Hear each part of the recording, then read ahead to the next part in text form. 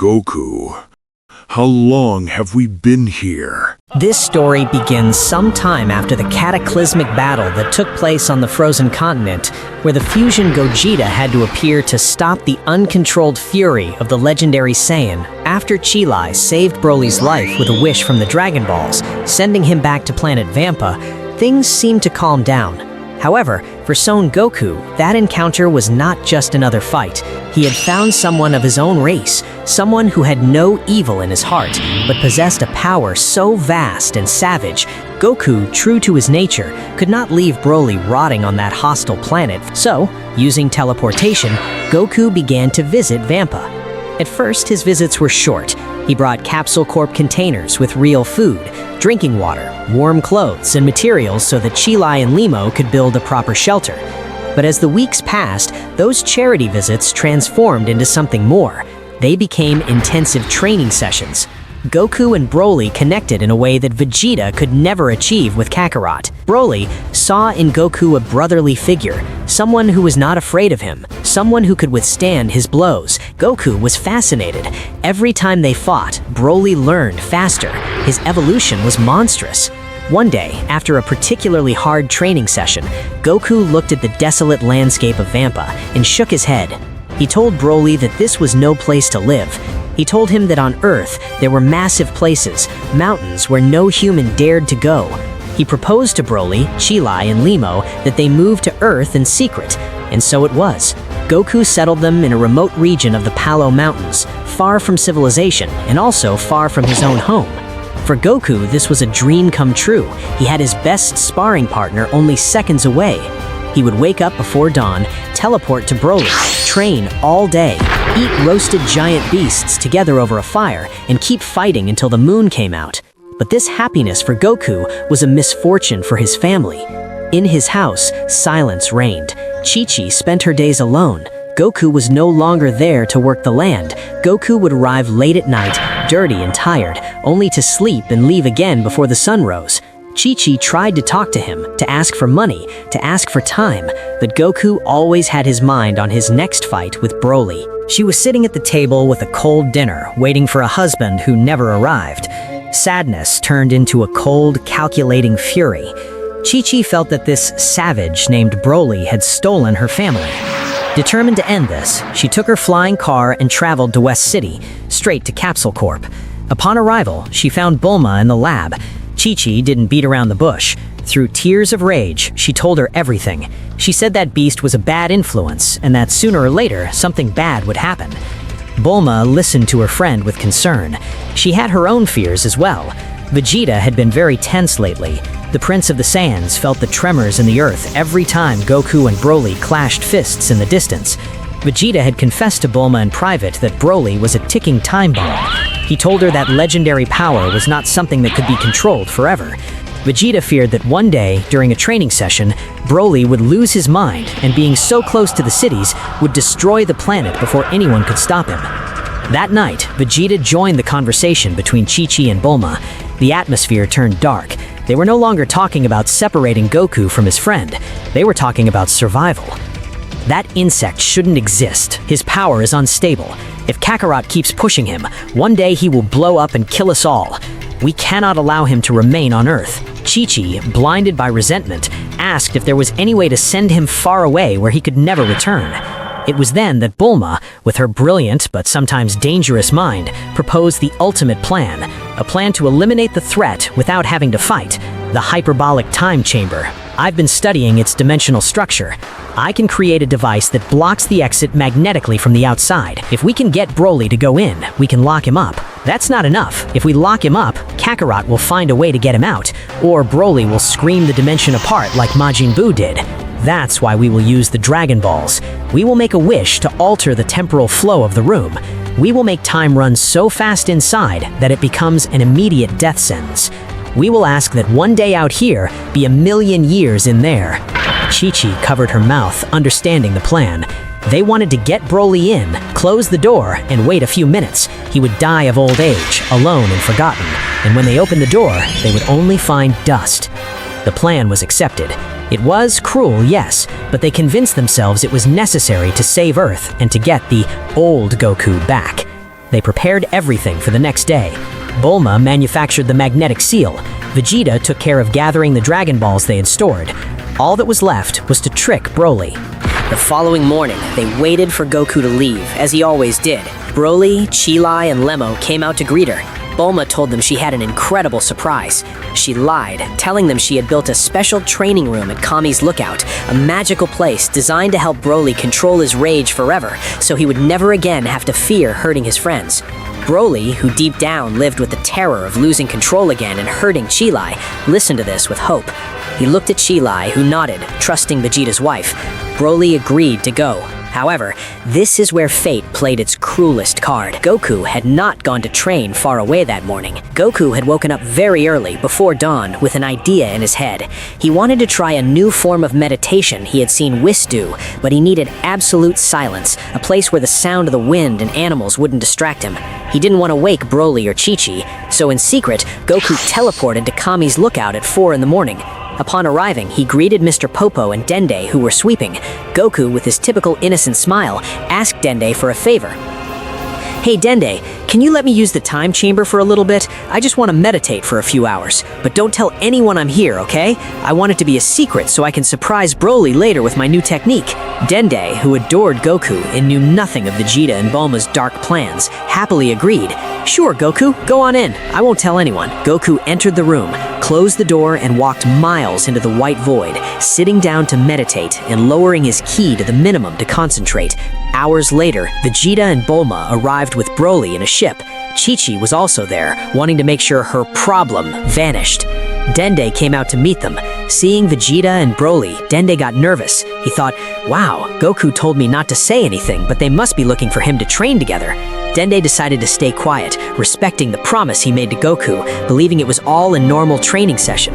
Vegeta stood before the golden door of the chamber. He looked at Broly with hidden contempt. "Listen well, insect," he told him. "Inside that door is your salvation. Go in and don't come out until you've mastered your demons." Broly, innocent and trusting, nodded. He looked at Chi-Lai one last time and entered the room. He walked through the dark hallway and out into the white light. In that instant, Vegeta slammed the door shut. The metallic sound echoed like a gunshot. "Now, Bulma," Vegeta shouted. Bulma activated the device. A red energy field sealed the edges of the door. At the same time, Vegeta threw the 7 Dragon Balls to the ground. "Come forth, Shenron, and grant our wish." The sky darkened across the whole world. State your wish. "I wish for you to modify the temporal laws of the hyperbolic time chamber. I want one day passing out here to equal 1,000,000 years inside. And I wish for the door to remain sealed for 24 hours. The laws of time have been altered. One day outside, 1,000,000 years inside."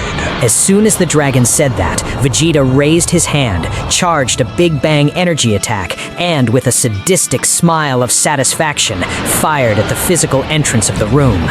The wooden and gold door flew into 1,000 pieces, leaving only a smooth wall of smoking rubble. They had broken the bridge between dimensions. Broly would die of old age in just a few moments. "No!" Dende fell to his knees, clutching his head, crying inconsolably. Vegeta turned, annoyed. "What's wrong with you, brat? Stop crying. We've saved the Earth." "You haven't saved it. You've condemned Goku." Goku's name froze everyone's blood. Chi-Chi let out a muffled scream. Bulma dropped the remote control. Vegeta felt a chill down his spine. "What are you talking about? Kakarot was training in the forest." "No! Goku came this morning. He asked me permission to go in and meditate. He made me promise I wouldn't tell anyone because he wanted to give you a surprise. Goku was inside when you put Broly in." They had just locked up Goku. And they hadn't just locked him up. They had asked for time to run at 1,000,000 years per day. Damn it! Transforming into Super Saiyan Blue out of pure desperation, he tried to fire energy at the wall where the door used to be, attempting to blast it open, but Shenron's magic was absolute. "We have to get them out!" Chi-Chi screamed. "Get my husband out of there!" Shut up! Vegeta shouted, pushing her aside. The Earth's Dragon Balls are useless now. They turned to stone. We have to go to Namek right now. Without wasting another second, Vegeta, Bulma, and Dende ran toward the fastest spaceship Bulma had ready at the lookout. They took off, breaking through the atmosphere. Even though the ship traveled faster than light, it would take a few minutes. Vegeta watched the ship's clock obsessively. Every tick of the clock was a sentence. 1 minute, a year for them, Vegeta thought. 10 minutes, a decade. 1 hour, 60 years. Vegeta knew that Saiyans aged slowly, but they weren't immortal. If they took more than 2 hours to arrive and make the wish, Goku would die of old age. He had fired the attack that destroyed the door. He had asked for the time wish. Finally, they arrived at New Namek. The ship landed roughly, almost crashing. Vegeta flew out before the ship even stopped, searching for the Grand Elder Mori. Mori! Vegeta shouted, landing in the village. Get the Dragon Balls! It's a life-or-death emergency! The Namekians, seeing the state of panic Vegeta and Dende were in, they summoned Porunga immediately. The Namekian sky turned black, and the enormous, muscular dragon appeared. State your wishes. Porunga, restore the door to the hyperbolic time chamber on Earth and get Kakarot and Broly out of there right now. I cannot fulfill that wish. The door was physically destroyed on Earth, but it was also sealed with Shenron's magic. One dragon cannot directly nullify the active magic of another dragon if the wish was to seal something. Vegeta felt his legs give way. It can't be. Then they're going to die. They've been in there for hours. They must be old by now. It was then that Dende, thinking fast, shouted an alternative. Then make them immortal, Dende yelled. Porunga, I wish for the 2 Saiyans trapped in that dimension to become immortal, right now. Let them stop aging. Let them be unable to die of hunger, thirst, or disease. That wish is possible. The dragon's eyes launched a flash that crossed the universe, ignoring physical and dimensional barriers, reaching the souls of Goku and Broly. Vegeta fell to his knees, breathing heavily. At least they were alive, but they were still trapped. Second wish, Vegeta shouted. Give them food. I wish for them to have infinite supplies of food and water that never run out. Let banquets appear whenever they are hungry. I don't want them to suffer because of me. Done. Vegeta thought about asking for an exit, but Porunga had already said he couldn't get them out. They needed a way to keep trying in the future. Third wish, Bulma intervened. I wish for the Earth's Dragon Balls to be reactivated immediately. Let them not have to wait a year to be used again. That way we can try to open the door from Earth with other methods. Done. Your 3 wishes have been fulfilled. They had condemned Goku and Broly to an indefinite confinement. The original wish stated the seal would last 1 day. That meant 1,000,000 years. But since they had destroyed the physical entrance, even if the magic seal broke in a day, there was no door to walk through. The camera now takes us inside the hyperbolic time chamber, to the white void. Goku was meditating deeply when he felt a strange change in his body. Suddenly, his breathing became lighter. The hunger he was starting to feel vanished. He felt eternal. He didn't know what had happened, but he knew something had changed in his biology. He stood up and felt Broly's ki. He teleported toward the entrance. He found Broly staring at the spot where the door should be, but there was nothing. Only a white, infinite wall. Goku, the door. It's gone. Goku touched the air. It felt solid, but it vibrated with his strange energy. Goku tried to sense Vegeta's or Dende's ki outside, but there was nothing. They were completely isolated from reality. Take it easy, Broly. Let me try to open it. Goku transformed into Super Saiyan Blue. He charged a Kamehameha with all his power. Ha! The beam of blue energy hit the nothingness, hoping to shatter the dimension like glass. But nothing happened. The energy simply dissipated, as if the wall had absorbed it. Why didn't it break? Then a memory hit Goku. He remembered a visit from Whis a long time ago. Whis had told him, Goku-san, this room is very fragile. If you train too hard, you could break it and accidentally destroy the Earth. Then Whis had touched the walls with his staff. I have placed an angelic seal on the dimensional walls. Now they are indestructible for mortals. Goku felt real terror. The room was reinforced with angel magic. Goku looked at Broly. He understood they weren't getting out today, nor tomorrow. He understood that thanks to that strange change in his body, immortality, they weren't going to die, but they were prisoners. Broly, someone closed the exit, and someone reinforced the walls. To break this, Super Saiyan Blue is useless. The Ultra Instinct I know is useless too.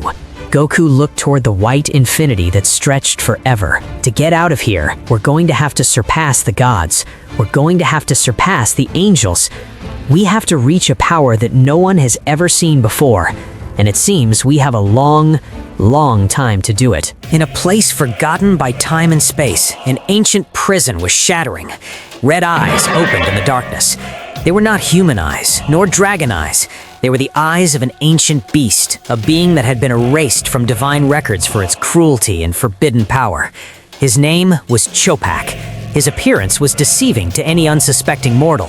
He had the form of an anthropomorphic rabbit with purple fur and long ears, dressed in clothes that vaguely resembled those of the angels. He had been the first and most talented student of the Grand Priest, Daishin Khan, a prodigy who tried to surpass his master, not through peace, but through absolute domination. Chopac woke up because he felt something he hadn't felt in millennia, a resonance. The fabric of reality had vibrated. It wasn't just the power of the gods, it was the residual echo of the battle of Broly against Gogeta on Earth, and more recently, the massive disturbance caused by the wish of Shenron and Purunga when altering time at a single point in the universe. That concentration of Saiyan energy and dragon magic was the key that broke his seal. Chopac rose from his stone throne in the void. He stretched his limbs and smiled, showing sharp teeth that did not belong to a rabbit's image. I have returned, and it seems that mortals and mediocre gods have multiplied like plagues. He wanted to return to the original state of nothingness, where only he and his perfection existed. The cursed rabbit left his dimension and appeared in the first universe he found in his path, Universe 9. Sidra, the god of destruction of that universe, was in his palace, nervous as always. Suddenly, the sky of his world turned blood red. Sidra tried to attack him, launching his destructive energy, but Chopac did not even raise his guard. He walked through Sidra's attack as if it were a breeze. When he stood before the god, Chopac simply touched his forehead with a finger. In that instant, Sidra disintegrated into black light particles. Universe 9 collapsed upon itself and disappeared into the void in a matter of seconds. Universe 2, Universe 3, Universe 4, one by one, the universes were falling. Chopac did not make big explosions. He did not scream out techniques. He simply arrived, murdered the god of destruction and the supreme Kai in a single move, and the structure of the universe unraveled. The angels of each universe, upon seeing their gods die, entered an inactive state automatically, unable to stop their father's ex-pupil due to their laws of neutrality. It was a silent massacre. The multiverse was being extinguished like candles in a dark room. The scene shifts to Universe 6. Champa was sleeping when Vados felt the disturbance. Vados, always calm, showed for the first time an expression of pure terror. Lord Champa, wake up, she said, but it was already too late. Chopac appeared in the room. Champa woke up screaming, but before he could get up, Chopac was already sitting at his table, eating one of his fruits. You are loud and fat. Champa tried to use the Hakai, but Chopac moved his long ear and deflected the energy, sending it back to Champa with double the force. Champa was erased by his own technique. Hit, the legendary assassin, felt the death of his god. Knowing the end was near, Hit acted on instinct. He could not save the universe, but he could save the strongest warriors. Using his time skip to the maximum, he traveled to where Caulifla and Kale were training. Without giving explanations, he grabbed them and ran toward one of the interdimensional cube transport ships that Vados had left prepared for emergencies.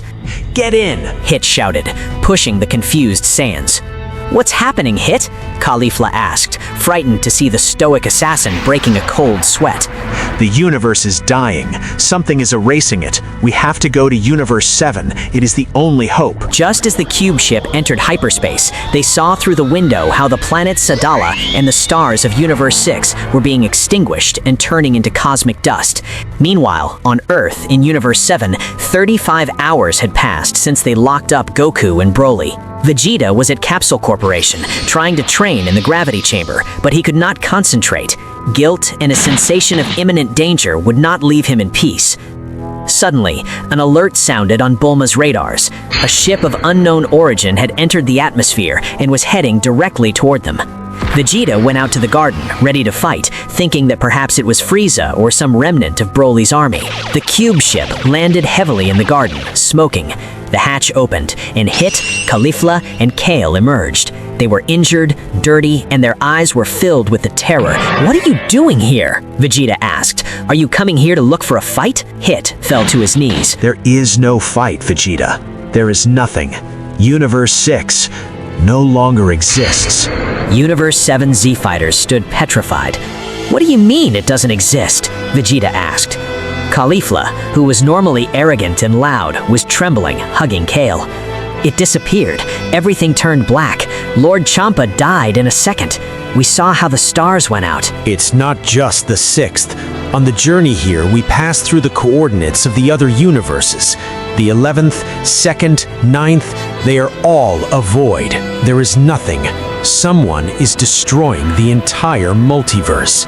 We believe Universe 7 is the last one left standing. Vegeta understood the gravity. "We have to go to Beerus," he shouted. "If that enemy is coming here, Earth won't be a sufficient battlefield." Whis, who had arrived on Earth to try the food and secretly monitor Goku's situation, although he couldn't intervene, heard everything. Whis' face turned serious in a terrifying way. "If what they say is true, and the other angels are inactive, then the father of all evils has returned. We must go to my planet immediately." Whis took Vegeta, Hit, Caulifla, and Kale on an instantaneous trip to Beerus' planet. Beerus received them, annoyed by the massive intrusion, but upon hearing Hit's report and Whis' confirmation, the god of destruction felt true fear. "Who can do something like this without me finding out?" "A former student of my father, Chopac, the rabbit of death." A few hours passed on Beerus' planet. The atmosphere was one of unbearable tension. Vegeta, Hit, and the Saiyans tried to train together, attempting to combine their styles. Caulifla, desperate, asked Vegeta about Goku. "Where is the old man? We need him. He's the only one who can do anything." Vegeta grit his teeth and looked away. He didn't have the courage to tell the survivors of Universe 6 that their only hope, Goku, was locked in a temporal prison because of him. "Kakarot is unavailable," was all Vegeta could say. Suddenly, the sky of Beerus' planet, which was always a misty and calm color, tore open. A sharp sound, like the screeching of 1,000 demons, pierced everyone's ears. A figure descended from the sky. It was him, Chopac, the rabbit. He landed softly on the planet's grass, a few meters from where they were all gathered. "So, here are the remaining rats," Chopac said, adjusting his dark gloves. "Universe 7, the home of the Saiyans who awakened my slumber. What a disappointment." Beerus, with the pride of a wounded god of destruction, and knowing there was no escape, took a step forward. "You, miserable rabbit, you dare set foot on my planet after erasing my brother Champa? I am Beerus, the god of destruction." Beerus held nothing back. In a burst of fury, he released 100% of his destructive power. He launched himself at Chopac at a speed exceeding light, with his hand charged with Hakai energy. "Hakai!" Beerus screamed, slamming his hand directly into Chopac's chest. The explosion was blinding. Vegeta, Hit, and the girls had to cover themselves, but when the smoke cleared, the scene they saw chilled their blood. Chopac was standing in the same spot. Beerus' hand was pressed against his chest, but the Hakai had done nothing. The energy of destruction slid off the rabbit's purple fur as if it were water. Chopac looked at Beerus with bored eyes. "Destruction?" Chopac asked. "I am the end of everything, you stupid cat." Chopac moved his right hand. It was a simple movement, a lazy backhand, with no technique, with no apparent energy charge. Chopac's fist impacted Beerus's neck. The sound was sickening, like something breaking. Beerus's eyes rolled back instantly. Saliva flew from his mouth, and his violet aura went out like a candle blown by a hurricane. The strongest god of destruction in Universe 7, the being whom Vegeta and Goku had feared for years, fell to the ground like a dirty rag, completely defeated. "Good," the rabbit said, smiling. "Who's next? I'm in a hurry to finish erasing this reality." To comprehend the magnitude of what is about to happen, it is necessary to turn back the clock of the universe.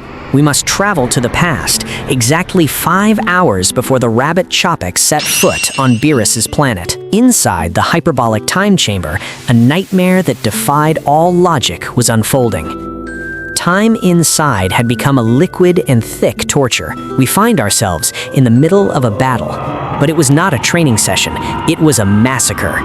Broly, whose mind was always fragile, had finally shattered under the pressure of the infinite confinement. His body, adapted to immortality, had become an inexhaustible source of destructive energy. He was in his legendary Super Saiyan state at maximum power, but his eyes were blank, lost in absolute madness. Facing him was Goku. The Saiyan raised on Earth had reached what he called Ultra Instinct Phase 3, a state where his silver hair grew long to his waist and his body moved independent of his consciousness. But even so, Goku was losing. He was covered in blood, breathing with difficulty, being crushed over and over again by Broly's raw strength. At this precise moment, amidst the screams of Broly and Goku's blood staining the white floor, the fate of the multiverse reached a breaking point. This is where history divides. In this exact second, two possibilities exist, two paths that fate could have taken. First, I will tell you the story that fortunately did not happen, but was only a single heartbeat away from being our final reality. In this dark reality, Goku, exhausted by millennia of fighting, makes a fatal mistake. In a desperate attempt to calm Broly, he lowers his guard for a millisecond. The legendary monster seized that opening. With a speed that surpassed time itself, Broly caught Goku by the neck and slammed him against the room's indestructible floor. Goku tried to free himself, but Broly's strength was absolute. Broly, roaring like a wounded beast, concentrated all the energy accumulated in his other hand and without mercy, fired it at point-blank range against Goku's chest. Goku was disintegrated, atom by atom. The savior of the universe died alone, betrayed by his friends and murdered by his battle brother. Broly was left alone in the void. At first, he roared in victory, but then silence fell upon him. He spent the rest of the time, hundreds of thousands of years more, completely alone. His madness deepened until his mind ceased to exist and only the instinct of destruction remained. His power continued to grow uncontrollably until his body became a living nuclear bomb, but the dimension could not contain him. With a scream that broke the angel's magic, Broly ripped a hole in reality and escaped. Upon emerging on Earth, Broly flew to Beerus's planet. There, a final battle broke out between the Rabbit of Death and the legendary Saiyan. It was a fight that destroyed entire galaxies as collateral damage. But in the end, Broly was only raw strength without a mind. Chopac, with his cunning and forbidden techniques, managed to deceive the beast. Using ancient magic, he separated Broly's soul from his immortal body and eliminated him. With Broly dead, Chopac proceeded to erase Universe 7. That was the sad and silent end that almost occurred. Let us return to that critical moment. Goku is on the ground, being crushed by Broly. Death is an inch from his face. But in this reality, Goku did not give up. Goku got angry. Goku felt the bones in his chest creaking under Broly's pressure. Goku's mind traveled to the past.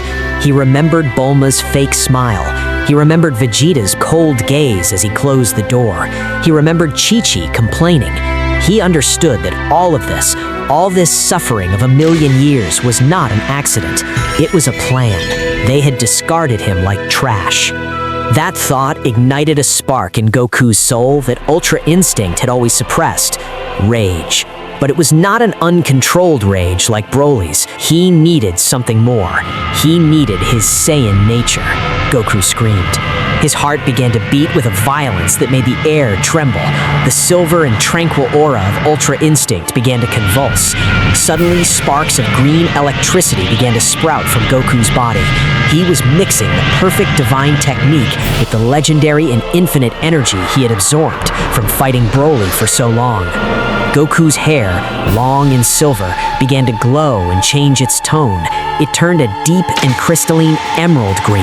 A new transformation had been born. Broly launched the final blow to kill him, but Goku raised a hand and stopped Broly's giant fist in its tracks. The clash of forces created an air vacuum that cleared the room for kilometers. Broly, for the first time in eons, stopped his screaming, confused. Goku stood up slowly, pushing Broly's arm aside as if it were a child's. His presence was terrifying. "Rest, brother," Goku said, with a voice that echoed.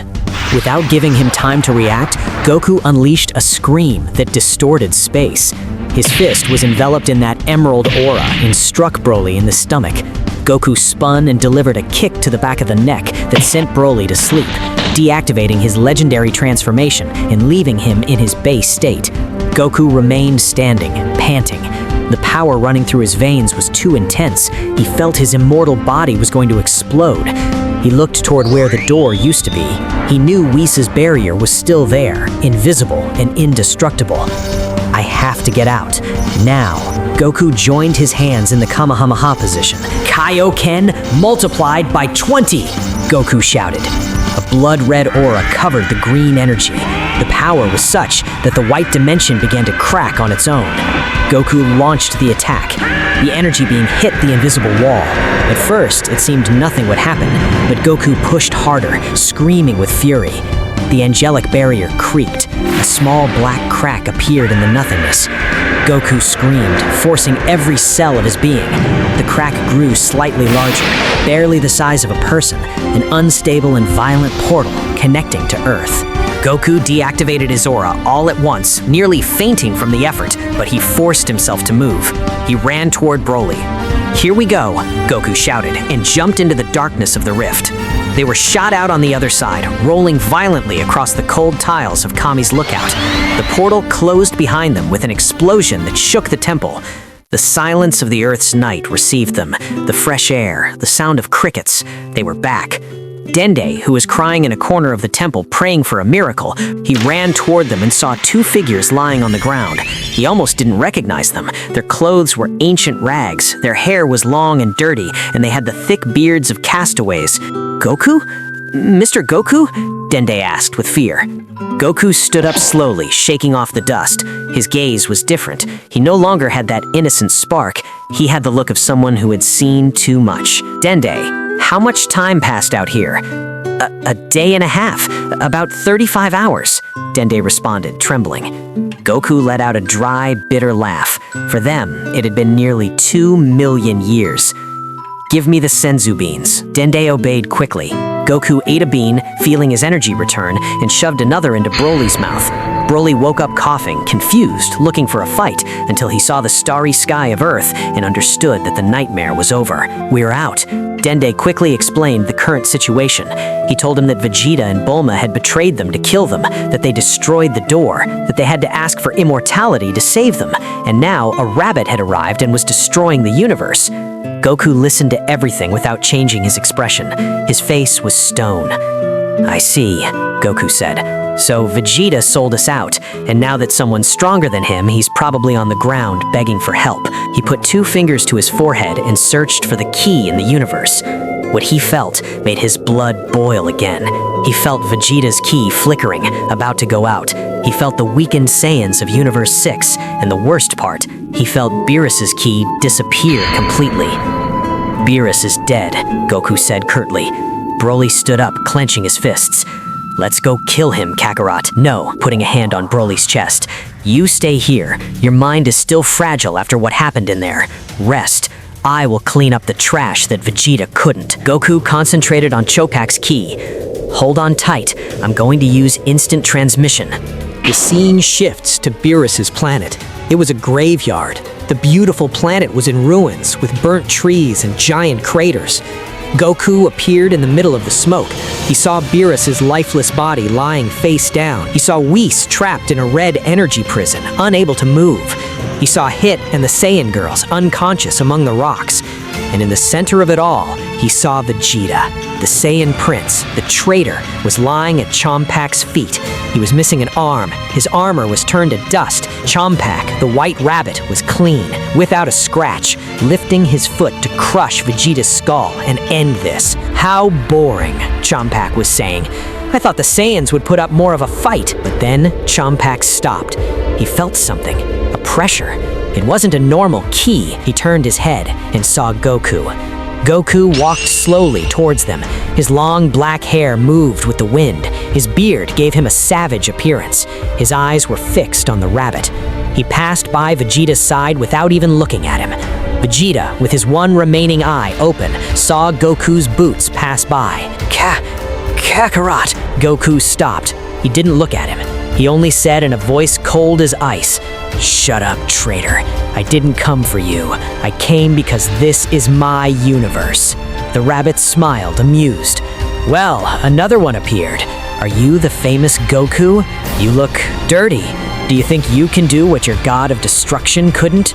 Goku looked up. His eyes flashed with that emerald green color for a second before returning to normal. You killed Beerus, Goku said. It wasn't a question. And you're next on the list, preparing to attack. Goku took a simple but perfect combat stance. You made a mistake, Rabbit. You have no idea what you just woke up.